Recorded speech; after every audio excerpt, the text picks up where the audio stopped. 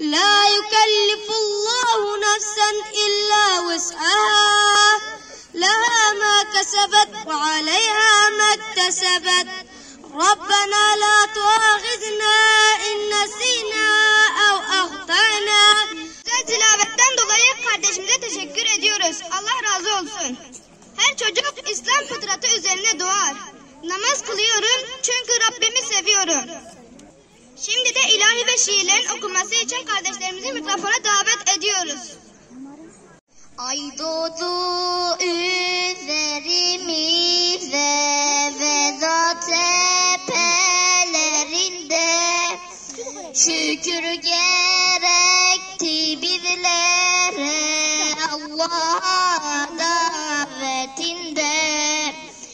La ilahe illallah Muhammed Habibullah, cehillerin budunu zamanın nemrudunu. Tutma farzı ayındır, namazını kıl kardeşim. Saf bağlayıp dizilmek, ruh edip eğilmek, namaz denir adına seni en yüce bilmek. Sevdi Allah'a, yalvar Allah'a, namazla yönelirim şanı yüce Allah'a.